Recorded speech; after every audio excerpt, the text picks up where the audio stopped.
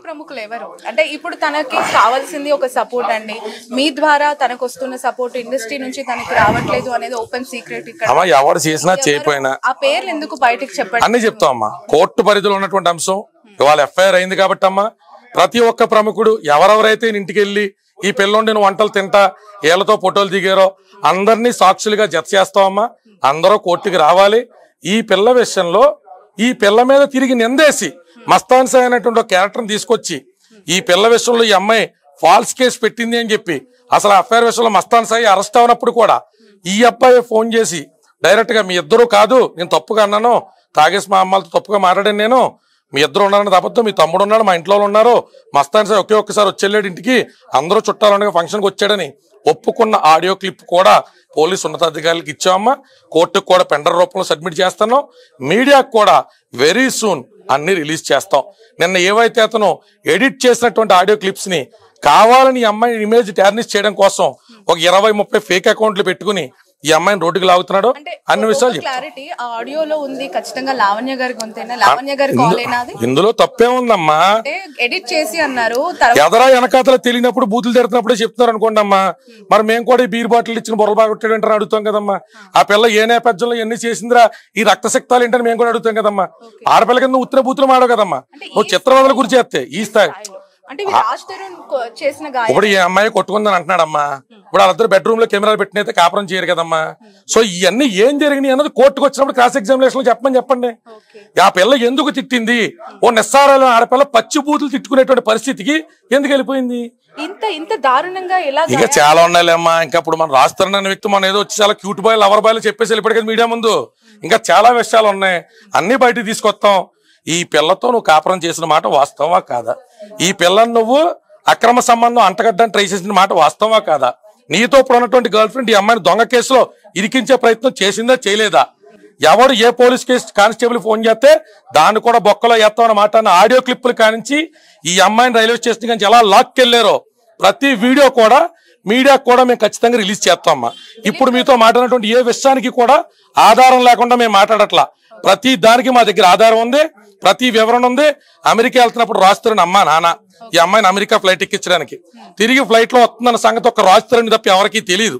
అక్కడ కుక్కకి టికెట్ లేదని చెప్పి కుక్క సర్టిఫికెట్ లేదని వెనక్కి పంపించేస్తే ఆ సర్టిఫికేట్ గురించి ఈ అమ్మాయి 14 గంటలు వెయిట్ చేసి మళ్ళీ 16 గంటల ఫ్లైట్ పట్టుకుని న్యూజెర్సీ నుంచి వస్తే వచ్చి రాగానే ఢిల్లీ నుంచి సికింద్రాబాద్కి వెళ్తే సికింద్రాబాద్ రైల్వే స్టేషన్ లో పోలీసులు ఎలా లాక్కెళ్లారు అనేటువంటి వీడియో కూడా మా దగ్గర ఉంది. నా దగ్గర ఏమున్నాయి సార్, నా బాక్స్ లో ఓపెన్ చేసి ఎక్కడ చెక్ చేశారు కదంటే డోర్ మూసుకుని నువ్వు కారు ఎక్కని చెప్పి తీసుకెళ్లి 4 గ్రాములు MDMA ఎవడు పెట్టాడో ఎవడు చేయించాడో విషవేంటో అన్ని కూడా బయటకి వస్తాయి.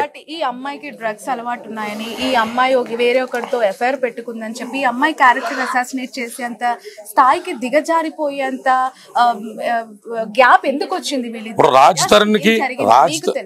తరుణ్ కి నచ్చినటువంటి హాస్పిటల్లో ఆయన కౌన్సిల్ కి అధికారం ఉంటదిగా. ఈ పిల్ల డ్రగ్ అడిక్ట్ కాబట్టి వ్యసన పర్రాలు కాబట్టి నేను వదిలేసానని చెప్పుకుంటాడుగా. బ్లడ్ టెస్ట్ ఎప్పుడు చేయించాడో చెప్పమానండి. బ్లడ్ టెస్ట్ కోర్టు పర్మిషన్ ఎప్పుడు చేయించాడో చెప్పమానండి. ఆ మస్తాన్ సాయి తీసుకొస్తాం, ముగ్గురిని కూర్చోటి ఒకసారి పంచాయతీ పెడదాం, ప్రెస్ క్లబ్కి రమ్మని చెప్పండి. దమ్ము ఉంటే తను చేసినటువంటి ఎలిగేషన్స్ లో చావు ఉంటే అతనికి కెపాసిటీ ఉంటే రమ్మని చెప్పండి ప్రెస్ క్లబ్ దగ్గరికి. ఎందుకు వచ్చిన వచ్చినప్పుడు లావణ్య ఎందుకు బయటకు వచ్చి మాట్లాడి ఎందుకు మాట్లాడదమ్మా? పిల్ల కొంత అందరం నొక్కిరమ్మా. రాజ్ తరుణ్ తో ఉన్న ఇష్యూస్ ఎందుకు బయట చెప్పలేకపోయింది తను? అమ్మ తనే 40 రోజులు జైలుకి బయటకు వచ్చింది. అంటే తనతో ఇష్యూస్ ఉన్నాయి, ఇట్లా గొడవలు జరుగుతున్నాయి అనే విషయం. రాజ్ తరుణ్ మీద కంప్లైంట్ పెట్టాలన్నది ఆ పిల్ల ఉద్దేశం ఎప్పుడు కాదు. కాపురాన్ని సవ్యంగా చేసుకుందాం, కష్టమో నష్టమో నా భర్తతో నేను కాపురం చేసుకుందాం అనుకుంది. నార్సింగిలో పెట్టినటువంటి కంప్లైంట్ మాలవి మల్హోత్రా మీద పోలీసులు తీగలాగితే రాజ్ తరుణ్ డొంక కదిలింది తప్ప రాజ్ తరుణ్ అన్న వ్యక్తి మీద కంప్లైంట్ పెట్టడం ఈ అమ్మాయి ఉద్దేశం కాదు. ఈ అమ్మాయికి బ్లాక్ మెయిల్ చేసే ఉద్దేశం ఉంటే 6 నెలల నుంచి నీకు నేను ఉన్నటువంటి విల్లా ఇచ్చేస్తా, మెయింటెనెన్స్ ఇస్తా, నాకు విడాకుల పేపర్ల మీద సంతకం పెట్టు అని రాజ్ తరుణ్ తన పర్సనల్ నెంబర్ నుంచి చేసిన చాటింగ్ కూడా మీడియా మిత్రులకు అందజేస్తాం. ఎక్కడ చర్చకి తన రెడీయో చెప్పమనండి. ఇన్ కోర్టా అవుట్ ఆఫ్ కోర్టా ఎక్కడ చర్చిస్తారు చెప్పండి. ఎప్పుడు వస్తారు చెప్పమనండి అమ్మా. ఓపెన్ గా ఛాలెంజ్ చేస్తున్నా. చాటింగ్ లో నువ్వు చెప్పావా చెప్పలేదా?